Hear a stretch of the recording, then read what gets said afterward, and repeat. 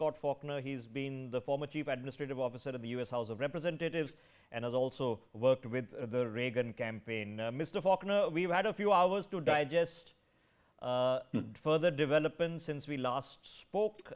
We've seen the last-minute rallies that are taking place in Pittsburgh, in Pennsylvania, and of course in Wisconsin and other places. Are you seeing a trend emerging, or are we still where we are, that this is just too close, it's still neck and neck? Well, I'm hearing from a number of my colleagues, and one of the things for those of you who are going to be following the election returns, New Hampshire is going to be an interesting state to look at as an early bellwether. It closes at 7. It's a small state. It should count quickly. Trump lost it all the other 2 times, but if he beats the point spread, and there's even people, including the current governor, who thinks he might even win it. So if Trump beats the point spread in New Hampshire, it could be a very interesting night. Some people are saying a Trump landslide. If Trump basically has the same point spread as 2016, 2020, then we're into the long haul.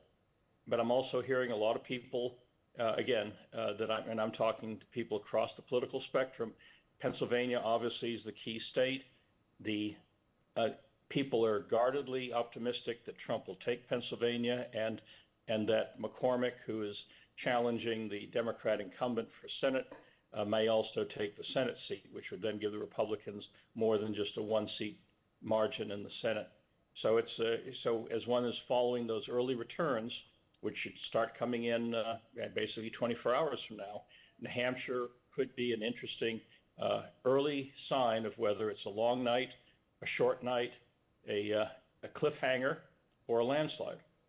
Is it reasonable to say that this is an election about Donald Trump, that people are either voting for him or against him? I think that it's become that. I mean, Trump is a larger-than-life personality, probably more than any other recent presidential candidate since Reagan. And it's one of these things where, unlike Reagan, who had more of a John Wayne American hero image, he's more like a Clint Eastwood, kind of the anti-hero who still cleans up the town, but is not necessarily lovable. And I think that's sort of an interesting juxtaposition between who Trump is. Is there then a fundamental policy difference? Are we going to see America go one way or the other, come what happens the next 24 hours?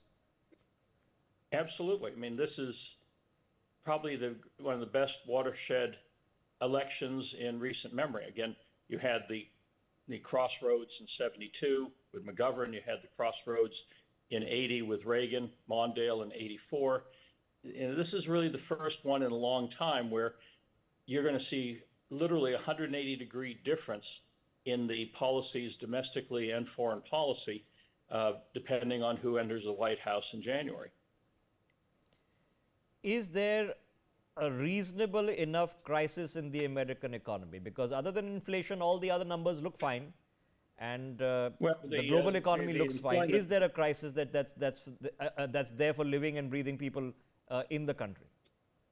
Well, I mean, clearly, I mean, the employment numbers of only 12,000 that came out earlier was, that was a huge disappointment and a shock to a lot of people. Very weak economy, but people feel the pain at the wallet, and people vote their wallets.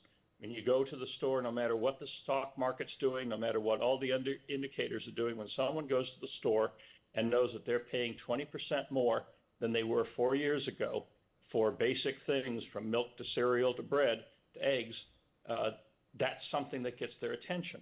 And one pundit for Clinton way back when said it's the economy, stupid. Americans tend to vote their pocketbook. For more such videos, subscribe to the NewsX YouTube channel, hit the bell icon.